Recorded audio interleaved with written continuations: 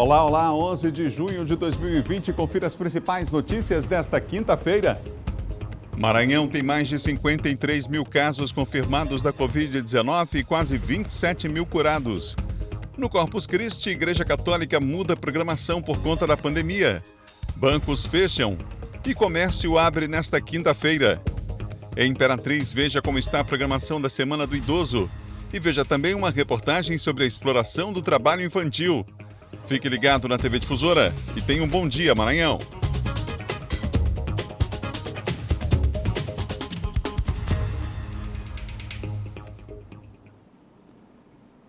Um excelente dia para você, uma ótima quinta-feira, amigo, amiga ligado aqui na TV Difusora. Depois do Bandeira 2, estamos aqui juntos e vamos até às 8 horas da manhã com muita informação. Informação aqui na Difusora não para. Já já Eduardo Ericeira vai estar ao vivo circulando pela cidade. John Coutrin vem aí para falar de política. Silvão Alves vai falar de segurança. Daqui a pouco vai trazer um balanço, um resumo das principais notícias da área para você. Ótimo dia, boa quinta-feira. Hoje meio feriado aí, né? Algumas estabelecimentos estão fechados, o comércio aberto. A gente vai falar daqui a pouco em detalhes para você. Os bancos, as agências bancárias não funcionam nesta quinta-feira, voltam com o expediente normal amanhã. E a gente tem a rotina da cidade, portanto, mudada aí de várias cidades por conta desse Corpus Christi, que não é feriado, digamos assim, porque o comércio, inclusive, houve aquela troca, a gente explicou ontem aqui a Federação do Comércio, explicando a troca do feriado de Corpus Christi por uma outra data em relação aos feriados nacionais. E a gente vai daqui a pouco, os feriados municipais, e a gente vai trazer daqui a pouco mais informações para você, tá bom? Você vai saber o que abre, o que fecha nesta quinta-feira em todo o Maranhão. Obrigado pela audiência, os amigos em Imperatriz, em Caxias, Codó, Açailândia, Santa Inês, os amigos em Balsas, também em São Bento, aquele abraço, os amigos aí em Tuntum acompanhando a nossa programação e em Vargem Grande ligados na TV Difusora. São 7 horas e mais 2 minutos, gente. 7 e 2 e nós vamos abrir o Bom Dia de hoje atualizando os números da Covid-19 no começo deste Bom Dia Maranhão. Portanto, Eduardo Ericeira está de volta comigo ao vivo aqui, está comigo ao vivo nessa manhã. Eduardo, bom dia para você. Olá, Adalberto, muito bom dia a você, bom dia a todos que acompanham o Bom Dia Maranhão, uma ótima quinta-feira a todas as pessoas que nos acompanham em casa nesse feriado de Corpus Christi, apesar de não ser feriado aqui, não é considerado um feriado, mas que as pessoas fiquem em casa, optem pelo menos por ficar em casa, se tiver que sair, sigam ainda as recomendações. Mas um ótimo dia, uma boa quinta-feira a todos nós. Atualizando aqui as informações, Adalberto, você falava agora aqui sobre essa questão do novo coronavírus, já são 53.508 casos confirmados da Covid-19 no estado do Maranhão. A gente ressalta aqui os casos ativos, que são aquelas pessoas que ainda estão infectadas, não são mais de 53 mil, são 25.391 pessoas que estão atualmente infectadas pelo novo coronavírus e aí cumprindo isolamento domiciliar, que é a grande maioria dos casos, felizmente, aí com sintomas considerados mais leves, conseguindo se medicar com acompanhamento médico, claro, sempre tem que ter esse acompanhamento médico, não adianta se automedicar, mas em casa, se cuidando, se tratando em casa e também algumas pessoas em leitos de enfermaria e em casos mais graves, sendo tratada em leitos de UTI, a gente, claro, na torcida para que todos consigam se recuperar. O estado já registrou 1.322 óbitos, 1.322 pessoas que morreram vítimas da Covid-19. Claro, a gente lamenta essas mortes, uma grande quantidade de pessoas mortas, e o número de recuperados, que também é um número bastante elevado, felizmente, 26.795 pessoas, felizmente, conseguiram se recuperar da doença. Novos casos, sempre é bom a gente lembrar essa questão de novos casos nas últimas 24 horas, tem se flexibilizado a questão do comércio, principalmente aqui na Grande Ilha de São Luís, os prefeitos aí tentando, um dia flexibiliza, se volta a crescer, eles acabam fechando novamente.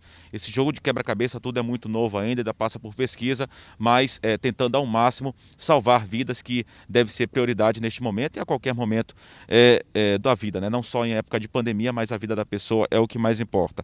Na Ilha de São Luís, nas últimas 24 horas, 258 casos, no município de Imperatriz, 48 casos e nas demais regiões, 1.133 casos nas demais regiões. A gente chama a atenção para a quantidade de mortes nas últimas 24 horas no município de Imperatriz, foram 9. segundo o boletim epidemiológico da Secretaria Estadual de Saúde, seguida aqui pela capital São Luís com 3, Caxias com 3 e Açailândia também. Chamar a atenção para a questão de Açailândia, foram 12 mortes também nas últimas 24 horas contabilizadas aí pela Secretaria Estadual de Saúde. Então é preciso ainda seguir as recomendações, é de fundamental importância. A Prefeitura de Barreirinhas, ainda falando sobre essa situação do interior do estado, a gente está em um feriado prolongado para muitas pessoas, para algumas pessoas não é, mas para muitas pessoas aí é feriado prolongado, é considerado feriado prolongado. A Prefeitura de Barreirinhas, que é uma cidade turística aqui do interior do estado, bem próxima aqui à capital São Luís, ela liberou a retomada de algumas atividades ligadas ao turismo no município, mas claro, com algumas restrições.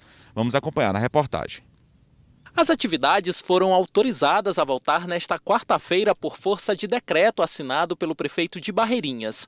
Puderam reabrir bares, restaurantes, hotéis e empreendimentos similares localizados no perímetro urbano da cidade. Hoje, através de um decreto que eu baixei a partir de ontem, um documento feito a 4 mãos, Prefeitura, Secretaria de Turismo, toda a trade que age diretamente no turismo, nós todos juntos fizemos isso para que a gente tome esse passo importante para retomarmos a economia do nosso município, gira em torno de 90%, mas também de nós termos como garantia o bem-estar de quem for para lá ou de quem mora na nossa cidade.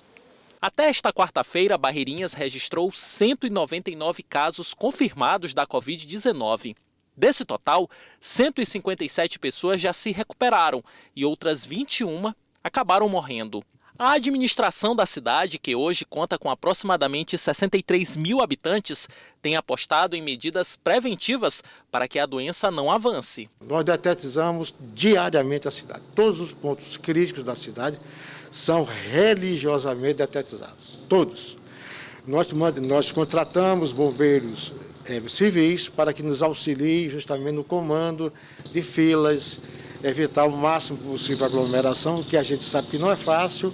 Há uma cultura de não querer seguir essas orientações, mas que nós temos feito um trabalho incansável quanto a isso. As discussões agora giram em torno sobre a possibilidade de reabertura do Parque Nacional dos Lençóis Maranhenses.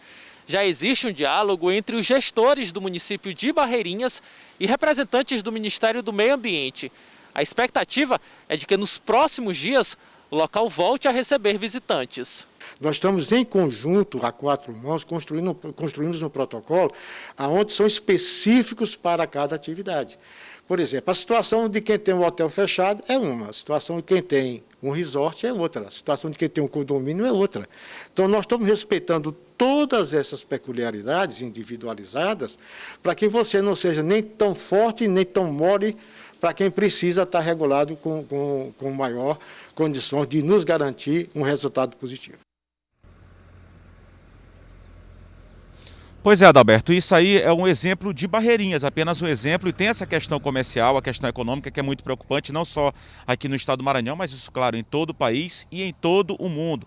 Recessão muito grande nos países, aqui no Brasil não é diferente, a situação econômica aqui é bastante delicada, só que segundo as entidades empresariais, as entidades comerciais, o próprio governo do estado vem se reunindo com essas entidades, eles têm feito a sua parte, disponibilizado álcool em gel ou água e sabão para a higienização das pessoas, mantido aí o distanciamento social, evitando aglomeração nas lojas, nos centros comerciais, em alguns estabelecimentos, aferindo também a pressão, porque a questão da febre é um dos sintomas aí da Covid-19, então o comércio vem fazendo a sua parte, mas é necessário que as pessoas também façam a sua parte, sigam as recomendações para aos poucos a gente ter que retomar essas atividades. E não aconteça, por exemplo, em outros países que houve a flexibilização, cresceu o número de casos e teve que haver mais uma vez essas medidas restritivas, até o lockdown já aconteceu em outros países, vem acontecendo também em outros estados. Aqui próximo, um exemplo no Brasil, Goiás. Goiás flexibilizou, chegou a reabrir os shoppings, houve uma segunda onda, uma crescente aí no número de casos confirmados e eles tiveram que voltar às restrições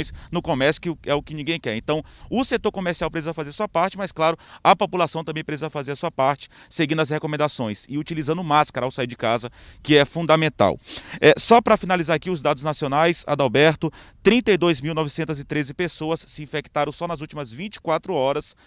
em todo o país, isso nos 27 estados brasileiros.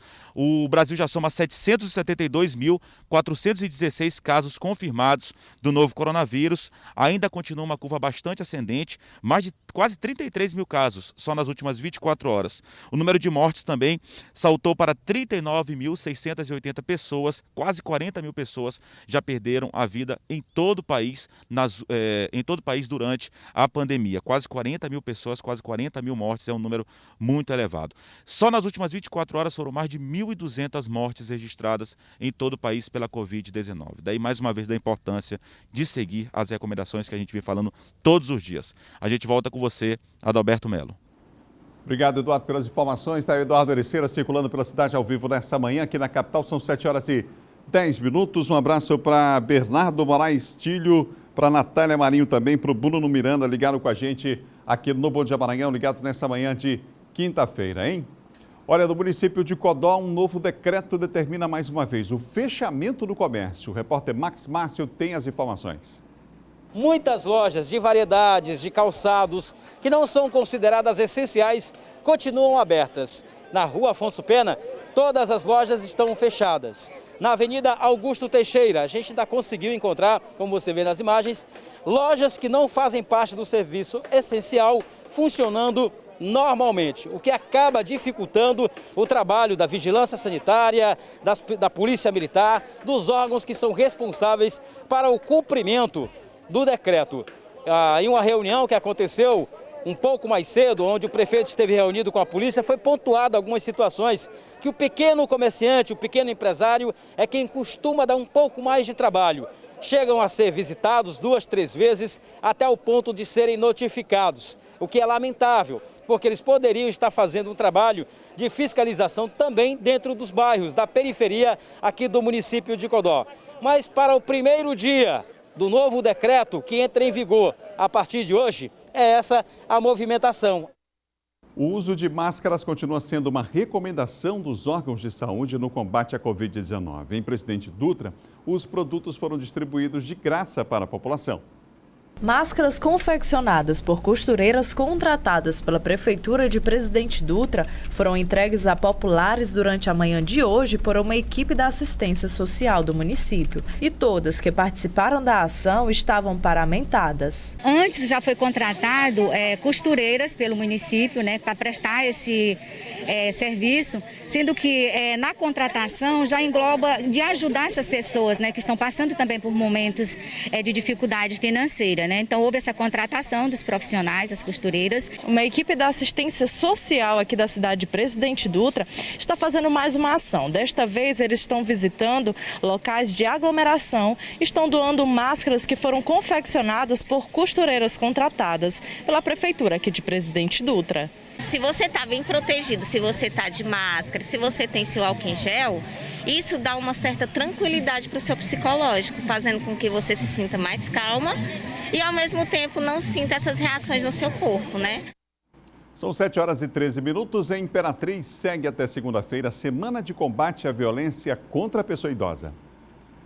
Eu nunca imaginei que nessa idade eu ia sofrer tanto. Eu achava que dentro da minha própria casa eu estaria segura. Os relatos são de idosas que fazem parte das atividades da Casa do Idoso Feliz. São histórias de dor e sofrimento, muitas delas causadas pela própria família. É que envelhecer pode ser um desafio para muita gente e por isso está sendo realizada a Semana da Pessoa Idosa, que neste ano aborda o tema A Vida em Cena, o direito de envelhecer com dignidade e amor. Através das nossas redes sociais, da Casa do Idoso Feliz, YouTube, Instagram, Facebook, divulgando todo esse trabalho, aonde nós estamos trabalhando as tipologias de violência, Tanto poder público, sociedade civil, a comunidade, todos aqueles interessados em estar aí participando junto conosco. Para se ter uma ideia, em Imperatriz, a violência contra idosos vem aumentando nos últimos anos. Essa violência dói ainda mais do que os números sozinhos sugerem. É que os principais agressores são aqueles que mais deveriam cuidar dos idosos. Em mais da metade dos casos, são os filhos ou os netos. A diminuição preocupa porque porque há um indicativo de que talvez a violência contra o idoso tenha aumentado nesses tempos de pandemia e de isolamento social. Porque desde a violência patrimonial, às vezes um filho, um neto perdeu o emprego e passou a se apropriar do benefício do idoso, até uma violência psicológica. Enfim, há um indicativo de que a violência tenha aumentado e não diminuído. Então, se a violência aumentou e as denúncias diminuíram, então tem algo errado aí que a gente precisa refletir. E a Semana Municipal, ela também deve servir para isso, ou seja, para que os órgãos tentem ser proativos e tentem se fazer presente na vida do idoso. Confira agora o nosso giro de notícias. O plenário da Câmara aprovou o projeto de lei que obriga o uso de máscaras em locais públicos ou privados mais acessíveis ao público em todo o país. A obrigatoriedade do uso engloba transporte público, como ônibus e metrô, dentro de táxis ou carros de aplicativo e aviões. A matéria segue para a sanção presidencial. Com as agências da Caixa Econômica Federal fechadas nesta quinta-feira, feriado de Corpus Christi, na sexta-feira, as agências estarão abertas normalmente, inclusive para o pagamento da segunda parcela do auxílio emergencial de R$ 600 para beneficiários nascidos no mês de novembro. No sábado, 680 agências farão atendimento para o pagamento da segunda parcela do auxílio emergencial para beneficiários nascidos em dezembro. No site da Caixa Econômica, há informações da localização das agências e também estão na internet orientações sobre o uso de aplicativos da Caixa para movimentar o dinheiro creditado. No próximo bloco você vai ver o que funciona nesse Corpus Christi. E mais, Silva Alves atualiza os assuntos da área de segurança já depois do intervalo. São 7h16 e a gente volta em instantes.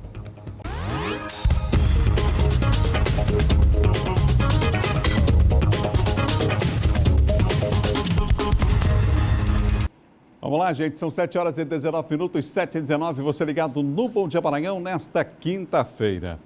12 de junho, além de Dia dos Namorados, também é dedicado ao combate ao trabalho infantil. O Maranhão ainda apresenta, infelizmente, altos índices de crianças e adolescentes no trabalho e longe da escola. O estado é um dos líderes no ranking no país.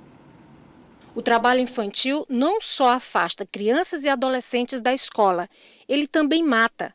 Nos últimos anos, o Maranhão registrou 280 acidentes graves com 5 óbitos. O estado é o 5º no ranking nacional de meninos e meninas vítimas de trabalho infanto-juvenil. Este ano, as instituições de combate ao trabalho infantil têm uma preocupação a mais: o aumento da pobreza por conta da pandemia da Covid-19.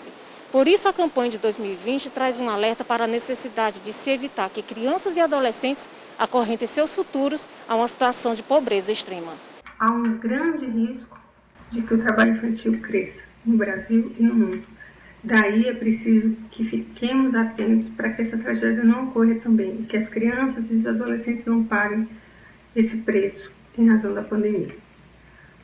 É preciso entender que o trabalho infantil, ele só se pode pensar em erradicação do trabalho infantil quando a gente conseguir falar e tratar da pobreza.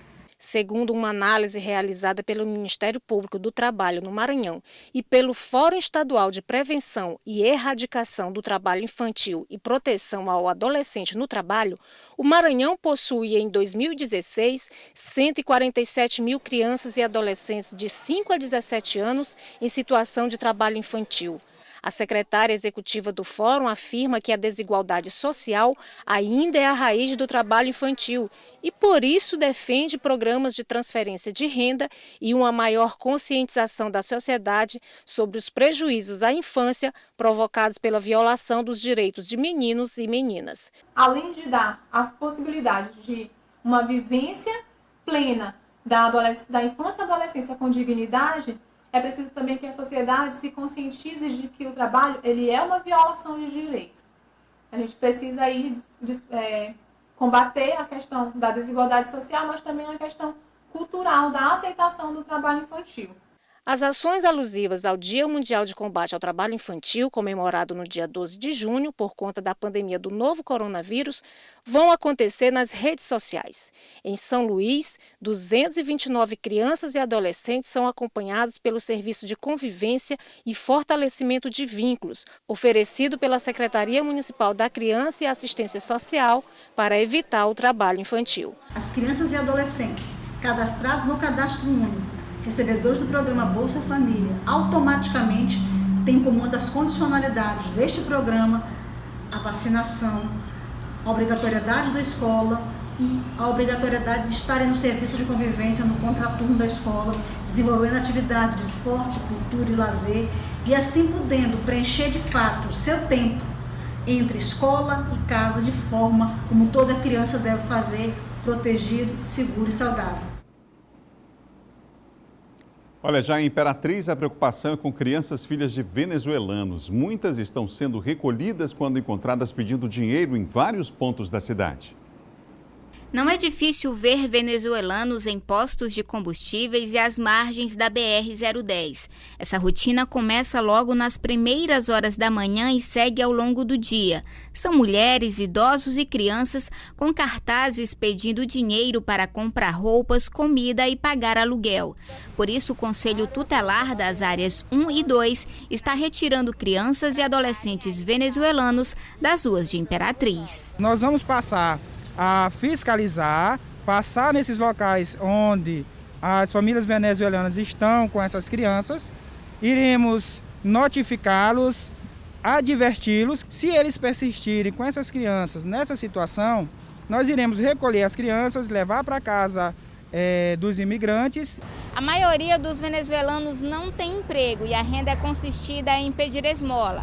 A fiscalização do Conselho Tutelar é porque muitas crianças acompanham os pais nessa prática, que é considerada como trabalho infantil. Os venezuelanos começaram a chegar em Imperatriz em outubro do ano passado. Estão à base de doações, cozinhando e dormindo juntos nas dependências desse abrigo emergencial. Pais e responsáveis pelas crianças estão sendo advertidos administrativamente para que não permitam que os menores fiquem nas ruas e, caso não haja cumprimento, eles podem responder à justiça. Se caso os pais persistirem nessa situação, essas crianças vão para a casa dos imigrantes ou a casa de passagem, para que aguardar o Poder Judiciário tomar alguma medida a respeito da situação. O que não pode é essas crianças estarem aqui fazendo trabalho infantil e em situação de vulnerabilidade. Olha, a Secretaria Municipal de Desenvolvimento Social informou que permanece com o acolhimento aos venezuelanos em um abrigo próprio para eles, bem como realiza na casa diversos acompanhamentos, entre os quais pedagógico, de saúde, higiene, pessoal, entre outros.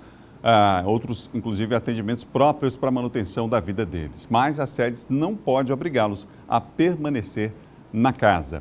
Quanto ainda ao trabalho infantil, o governo do estado informa que reduziu em 87,8% o número de famílias inseridos no Cadastro Único com marcação de trabalho infantil no Maranhão desde 2015, segundo informações do Ministério da Cidadania. A Secretaria de Desenvolvimento Social, Secretaria de Estado, aliada ao Fórum Estadual de Prevenção ao Trabalho Infantil, tem realizado ações para garantir oportunidades de desenvolvimento humano e social a todas as crianças e adolescentes do estado. Dados do Ministério da Cidadania apontam que, em 2015, 18.298 famílias maranhenses estavam inseridas no CAD Único com registro de trabalho infantil. Em 2020, essa estatística, os números mostram que houve uma queda para 2.226 famílias. Nós vamos agora falar de segurança com o Silvan Alves.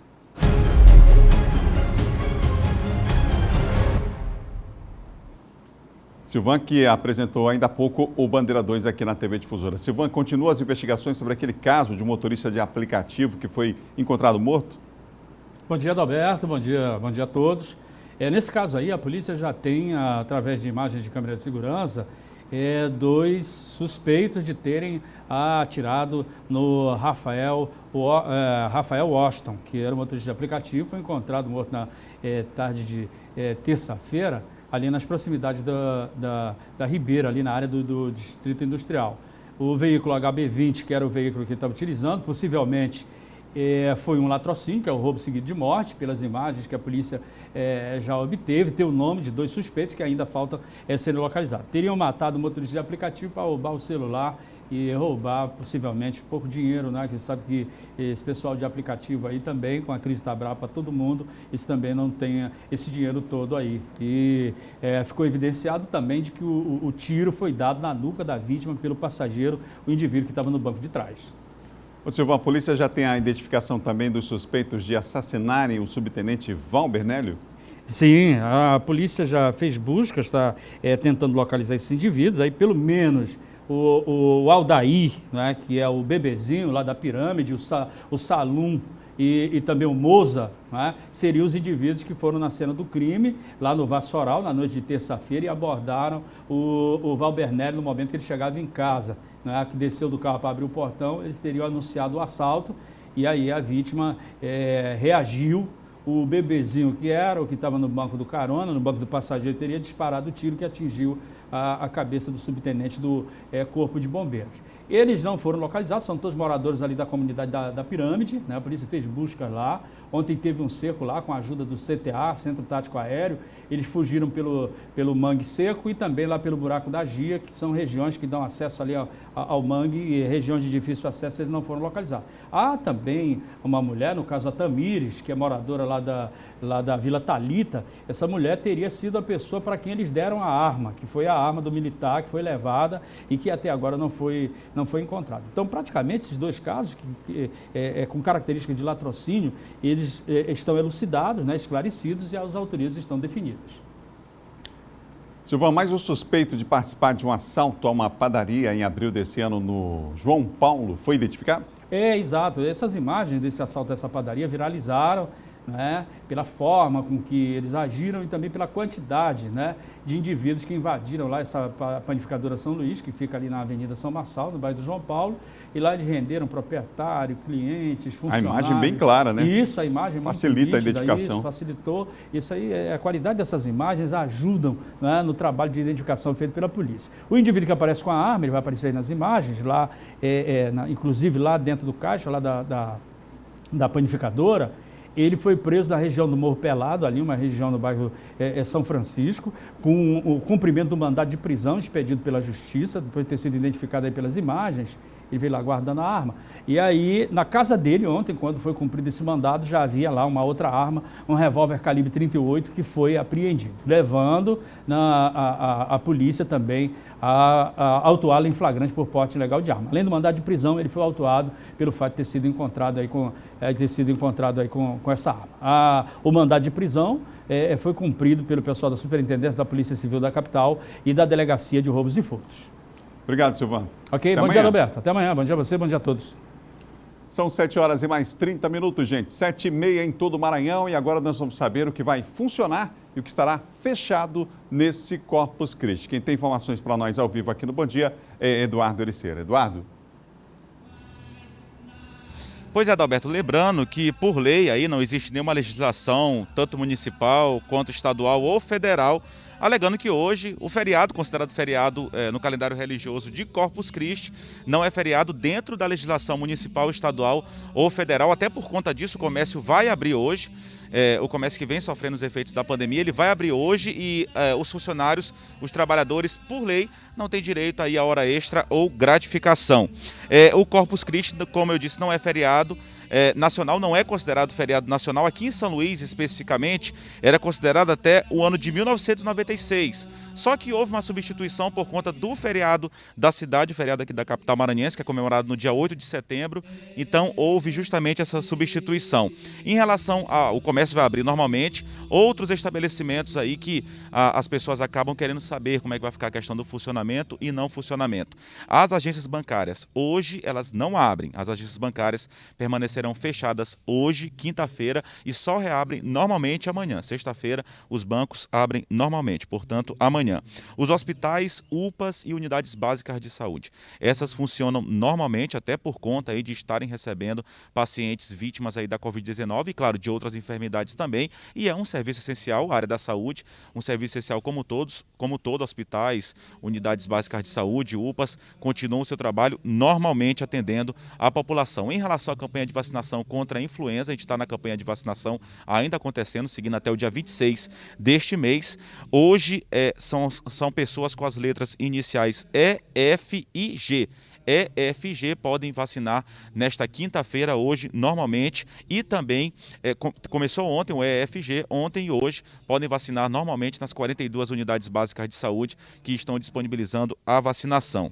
As farmácias também, por serem serviços essenciais, funcionam normalmente nesta quinta-feira, as farmácias permanecem aí com as portas abertas. O PROCON já retomou as atividades presenciais desde a segunda-feira, desde o dia 8 deste mês, mas lembrando, esse atendimento aí presencial no PROCON, ele tem que ser agendado por meio aí das redes sociais, por meio aí das mídias do PROCON. Então, a pessoa que quiser ter o atendimento pelo PROCON precisa agendar por meio das mídias sociais e aí sim pode ter o atendimento presencialmente, é bom lembrar. E o Hemomar, por conta aí desse feriado religioso, hoje ele não funciona, mas amanhã ele retoma as atividades normalmente, lembrando que aí se enfrenta um grande problema da questão de coleta de bolsas de sangue, até por conta da pandemia, mas todo o trabalho é feito de forma higienizada no Hemomar e também as coletas externas que permanecem acontecendo, claro, seguindo todas as recomendações sanitárias para reforçar o estoque de bolsas de sangue também do Hemomar. Então esses aí são alguns estabelecimentos, Adalberto, para a gente informar aqui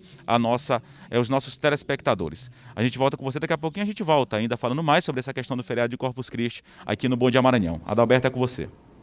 Obrigado, Eduardo, pelas informações. São 7 horas e 33 minutos, gente, 7h33. Vamos mudar de assunto? Você sabe que amanhã é dia dos namorados. Pois é, muita gente está aproveitando que o comércio está aberto esses dias, inclusive hoje, né? O comércio aberto para comprar aí o presente do dia dos namorados. Em Caxias, muita gente aposta, claro, na compra online, principalmente por conta do distanciamento aí, nas recomendações ainda do distanciamento aí social. As flores ainda lideram em Caxias os pedidos dos casais apaixonados. A data lembra momentos a dois, seja para reviver o passado ou construir um futuro a partir do presente. Não basta dizer eu te amo, é interessante materializar este sentimento.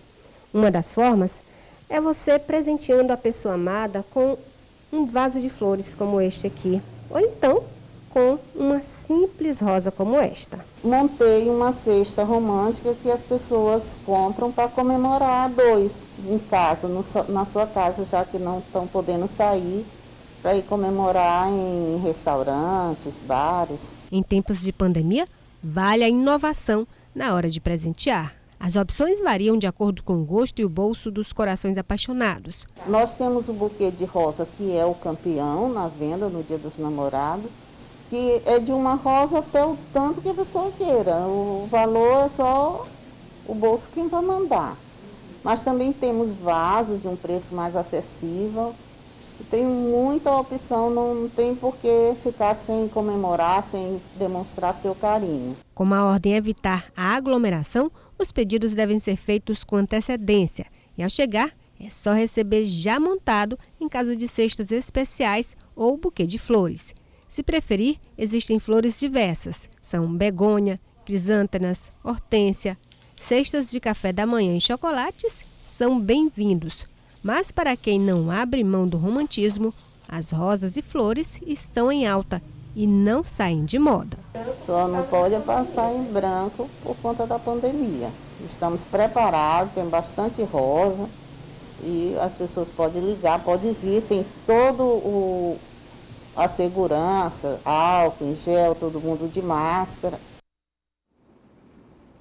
Período aí de adaptações, né, gente? E o sentimento, claro, é o mais importante, esse aí não tem preço. No próximo bloco nós vamos mostrar as adaptações também, a gente acabou de falar de adaptação, da programação da Igreja Católica em uma das datas mais importantes do calendário religioso. E mais, John Coutrin vem aí para falar dos bastidores da política. São 7 horas e 36 minutos, o Bom Dia volta em instantes.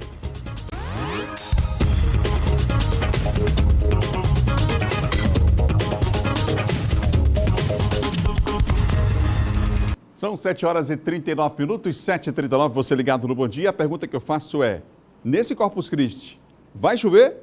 Vem comigo para a gente saber, porque tem São Luís e tem mais outras cidades do interior do estado para a gente ver a previsão do tempo. Parceria com o LabMed, com o Laboratório de Meteorologia da Universidade Estadual do Maranhão. Na capital hoje, céu parcialmente nublado, com possibilidade de chuva. Mínima de 23, máxima de 30 graus. Em Imperatriz, céu parcialmente nublado, com possibilidade de chuva, mas uma chuva leve. Por lá, 21 é a mínima, mas a temperatura continua alta, né? 32 graus, gente. Em Caxias, região dos Cocais, mais calor. Céu parcialmente nublado, com possibilidade de chuva leve, mínima de 22, máxima de 30 graus lá em Caxias. Vamos para mais 3 cidades aqui no nosso mapa, parceria com o LabMet, Laboratório de Meteorologia da Universidade Estadual do Maranhão. Bacabal, Balsas e Barra do Corda. Em Bacabal, céu parcialmente nublado, possibilidade de pancada de chuva por lá. 21 é a mínima, 31 a máxima. Região sul agora, pouca nebulosidade e sem previsão de chuva em Balsas. Por lá, a mínima de 22 e a máxima de 34 graus. Em Barra do Corda, tempo parcialmente nublado, baixa probabilidade de chuva e aí, mais quente ainda, 22 graus de mínima. Olha a máxima, 34 e a sensação térmica só subindo, não é? 7 horas e 40 minutos, gente. São 7h40 agora. No município de Chapadinha, mandados de busca e apreensão foram cumpridos ontem pela Polícia Civil na Câmara Municipal de Vereadores. A ação aconteceu na empresa provedora de serviços de internet e nas casas dos gestores da Casa Parlamentar e da empresa investigada. Foram apreendidos 3 aparelhos telefônicos, 3 notebooks, um tablet, 3 computadores, além de uma arma de fogo com 16 munições. A operação envolve investigações que apuram fraudes em licitações e peculato. Impressionante, a gente não sabe se vai falar de política ou de polícia, fica tudo meio misturado, né? Outro assunto, quer ver só? O vídeo de um paciente com Covid-19 denunciando falta de atendimento na UPA na cidade de Caxias ganhou repercussão na internet. Foi debatido, inclusive, na Câmara Municipal, hein? A Câmara Municipal de Vereadores repercutiu a situação dramática dos pacientes infectados pelo novo coronavírus em Caxias. O assunto dominou a pauta da sessão e dividiu opiniões. Os vereadores comentaram o vídeo que viralizou nas redes sociais em que um paciente com Covid-19 reclama da falta de assistência dentro da UPA. Nós estamos com maior dificuldade. Se é possível, nós temos que passar, além de passar por isso, nós temos que passar a conviver junto com mortos aqui dentro dessa UPA. Os vereadores Thaís Coutinho e Tevi lamentaram a situação e cobraram providências. O que está acontecendo no município de Caxias? Eu confesso que eu estou desesperada. Por quê? Porque eu sou caxiense. Eu não estou falando aqui porque sou oposição ao prefeito. Não.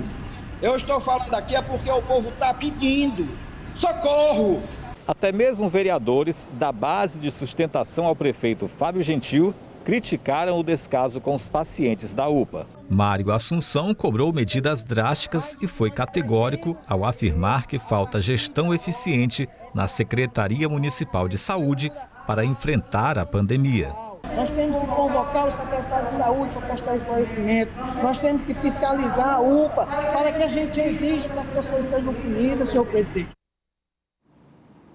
Olha, sobre a denúncia mostrada na reportagem, a UPA de Caxias informou que seguiu com todo o procedimento recomendado para o acondicionamento do corpo de maneira segura, como recomenda a Vigilância Sanitária e órgão competente. Ressaltou ainda que a unidade pode ser porta aberta, atende mais de 10 municípios, por ser porta aberta, atende mais de 10 municípios da região e encontra-se com leitos em sua capacidade máxima de atendimento. Vamos agora à participação de John Coutrinho aqui no Bom Dia.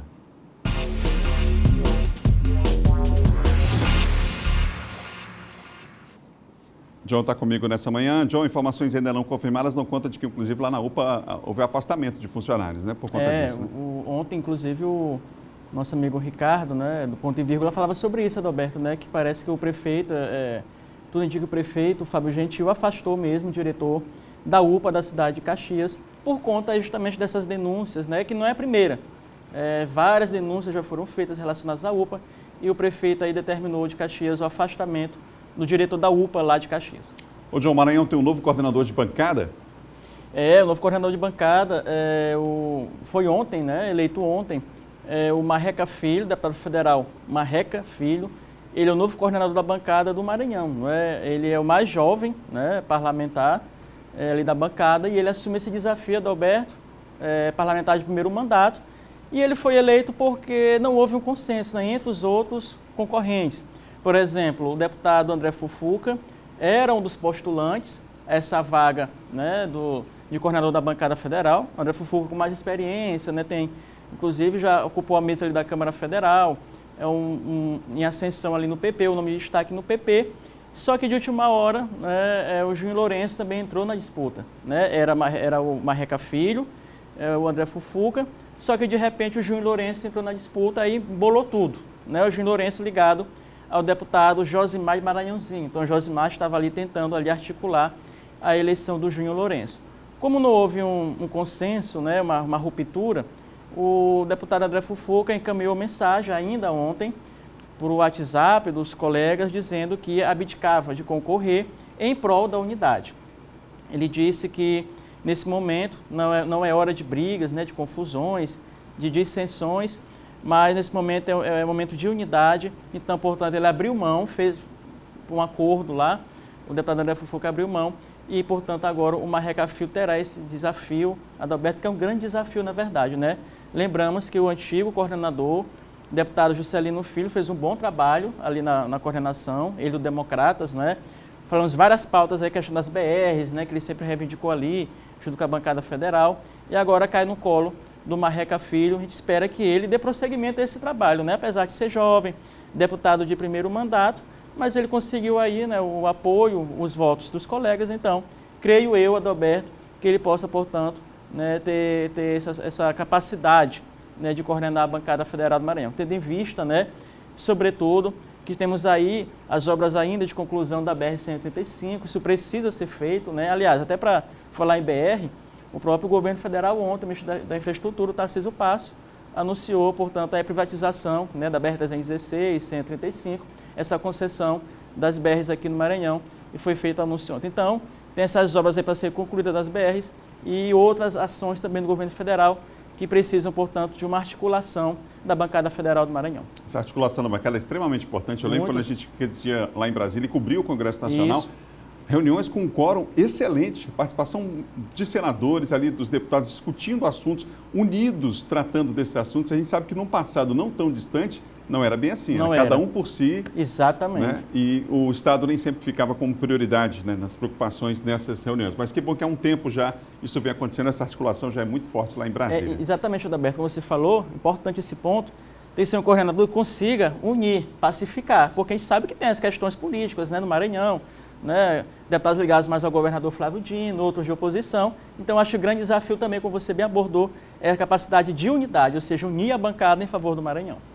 Ô, John, o Tribunal de Contas decidiu investigar os gastos no cartão da presidência? É, um pedido do senador Fabiano Cantarato, do Espírito Santo, e o Tribunal de Contas da União, TCU, acabou acatando, né, uma investigação para ver se há algum tipo de irregularidade nesses gastos com cartões corporativos. Por que, Adalberto? Por que esse pedido? Porque, né, fazendo uma comparação com os outros presidentes, né, o presidente Jair Bolsonaro, ele, por exemplo, em relação ao governo do Temer, presidente Michel Temer, houve um aumento de 60% em relação aos gastos com o presidente Michel Temer desse cartão corporativo, utilizado pelo presidente Jair Bolsonaro. Ou seja, um aumento de 60% em relação ao Temer e 3% em relação a Dilma Rousseff. Então, com gastos em média de R$ 710 mil por mês de cartão corporativo, e isso ensejou um pedido aí do senador Fabiano Cantarato para investigar como estão sendo feitos esses gastos, não é? Não que está dizendo que haja algo irregular, mas é preciso transparência, né, de todos os gastos, porque alguns gastos desse cartão já são publicizados, né? A própria Presidência da República divulga e outros não. Faz parte da função do próprio tribunal também. Claro, tem que apurar, né, para ver quase 1 milhão por mês, né, esses 600 mil, às vezes aumenta um pouquinho, diminui outro, mas é importante apurar como está sendo feito esses gastos. Lembramos que o presidente tem viajado para o exterior, né, também gastos com as pessoas que vieram da China naquela época, né, foi coberto com cartão corporativo. Então é preciso investigar. John, o presidente Bolsonaro ganhou aí um novo ministro, rapaz? E uma nova pasta, né, novo ministro das Comunicações. Ele anunciou ontem, né, nas redes sociais, que passa a desmembrar o Ministério das Comunicações, da Ciência e Tecnologia, que é comandado, né, pelo astronauta, né, o Marcos Pontes, se não me engano o nome dele. E agora o novo ministro das Comunicações é o genro do apresentador Silvio Santos, né, deputado Fábio Faria, do PSD, do Centrão, né, acaba aí contemplando o PSD, o Kassab e o Centrão, e ele passa, portanto, a ser o novo ministro das Comunicações, lembrando que o deputado Fábio Faria é casado com a apresentadora Patrícia Bravanel, filha do Silvio Santos. Então, nós já sabíamos, né, da ligação da família do Silvio Santos com o presidente Jair Bolsonaro, e agora se concretiza ainda mais. Lembrando que o Fábio, né, que era o antigo secretário, ele vai ser o secretário executivo dessa pasta, né, continua aí também na comunicação. Obrigado, João. Até amanhã. Até amanhã. João Coutrin, nosso colunista de política aqui do Bom Dia. Olha, o Maranhão é o primeiro estado da região Nordeste que envolve de pessoas com queimaduras, né? Pessoas que sofreram queimaduras. É isso. Em Caxias, uma associação foi criada para atestar assistência às vítimas. Dona Conceição lembra bem do acidente doméstico ocorrido há mais de 2 décadas e que a deixou com 80% do corpo queimado. Lembra também das maiores dificuldades. Eu fui acender fogo na casa da minha irmã, fogo de fogareiro, e coloquei algo dentro. E eu coloquei, o fogo subiu para dentro do vidro, causando uma explosão. E nessa explosão atingiu o meu corpo todo. Praticamente 80% do meu corpo, inclusive o meu rosto, também foram queimados. De acordo com o Ministério da Saúde, mais de 1 milhão de brasileiros sofrem queimaduras por ano. Já o sistema DataSUS indica que nos últimos 5 anos, mais de 60 mil pessoas foram internadas no Maranhão vítimas de queimaduras. Isso torna o estado o primeiro dentre os da região Nordeste com maior número de casos de internações. Em agosto do ano passado, Márcia Júlia, de 9 anos de idade, brincava no quintal de casa com algumas amigas. Mas a existência de algumas brasas de carvão no local transformou a brincadeira em acidente. Eu estava no quintal brincando com primas e amigas quando eu vi umas cinzas no chão e eu pisei nas cinzas. Daí eu fui levada às pressas para o hospital, em que eu passei uma pequena cirurgia plástica que teve que remover todo o couro. Foi bastante doloroso. Para mobilizar a população do estado sobre a importância da prevenção de queimaduras e prestar apoio às sobreviventes vítimas, foi criada a AMASC, Associação Maranhense de Apoio a Sobreviventes a Queimaduras. Uma ONG sem fins lucrativos que conta com a parceria de voluntários para suas ações e com sede própria em Caxias. Nós levantamos dados de que havia mais de 60 mil sobreviventes de queimaduras no nosso estado e, após esse levantamento, ainda saber que o estado do Maranhão é o estado da região Nordeste com maior número de queimados, né, por internações de queimaduras, e diante desses dados, nós resolvemos montar uma associação e, por meio de um formulário, estamos recebendo vários cadastros de sobreviventes e com o objetivo de apoiá-los. A ONG disponibiliza o número de telefone 999-8500-3683 para quem precisar de ajuda após algum acidente envolvendo queimadura. Ano passado, a lei de número 11.202 instituiu a Semana Estadual de Prevenção às Queimaduras, na primeira semana de junho. Período chamado de Junho Laranja. Nós temos voluntários psicólogos, terapeutas ocupacionais, fonoaudiólogos, temos médicos também, advogados que orientam, né, os direitos do paciente sobrevivente a queimaduras. Então, é uma equipe muito grande. 7h53, você ligado aqui na TV Difusora. O repórter Eduardo Ericeira está na paróquia Nossa Senhora da Conceição, no bairro do Coradinho, e traz agora informações sobre as celebrações de Corpus Christi, claro que adaptadas a esse momento de pandemia. Eduardo.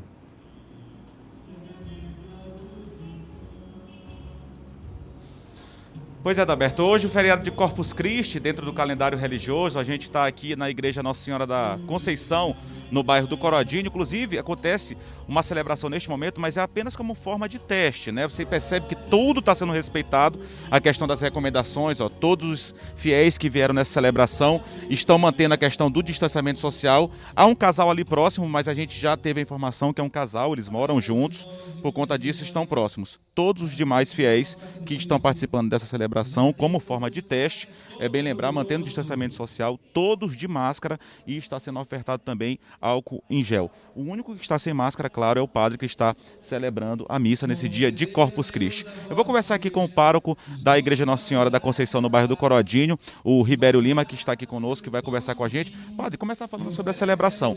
É apenas uma forma de teste e todas as recomendações sendo respeitadas, não é isso? Muito bom dia ao senhor. Bom dia, Eduardo. Bom dia, telespectadores. De fato, há uma perspectiva de que a partir de julho a gente retome as celebrações com um número reduzido. Então, nós já tiramos 60% dos bancos aqui da nossa igreja, deixamos uma quantia aí de forma que todos que se sentam, eles mantêm essa distância de 2 metros uns dos outros.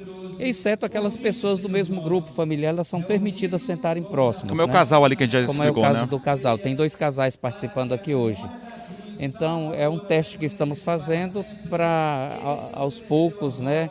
Aí o nosso arcebispo deve emitir um decreto, já está para análise das autoridades sanitárias.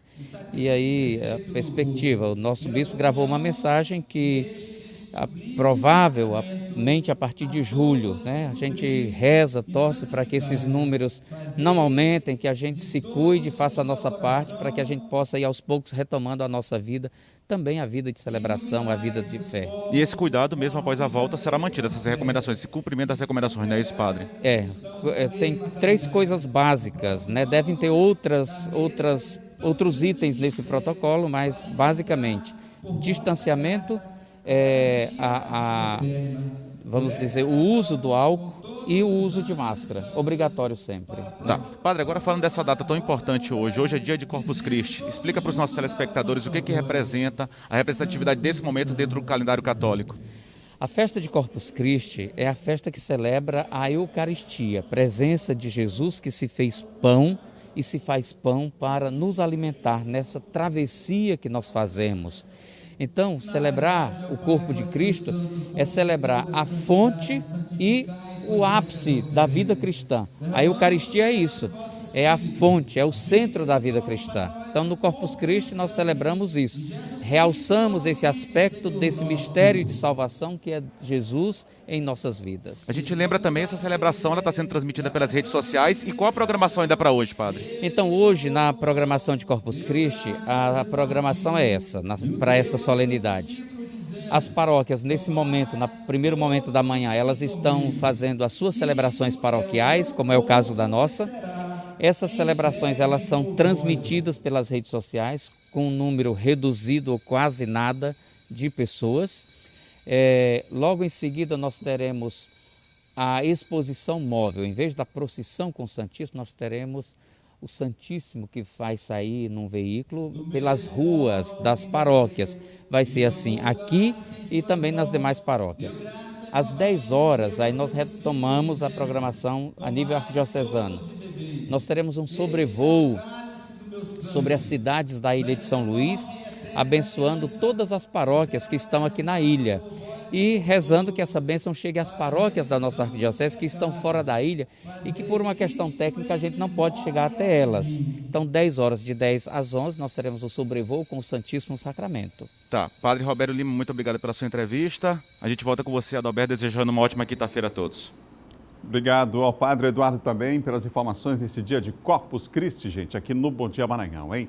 Bom Dia termina agora. Outras notícias você confere no nosso portal MA10. Amanhã a gente está de volta aqui cedinho, às 7 da manhã, depois do Bandeira 2, com muita informação para você. Aliás, amanhã tem uma reportagem especial sobre o Dia dos Namorados. A gente vai mostrar, por exemplo, é possível empreender junto? Um casal pode empreender e pode dar certo? A gente vai mostrar um outro aspecto aí dessa união, né? No Bom Dia Maranhão desta sexta-feira. A gente se encontra amanhã. Tchau, tchau, tudo de bom.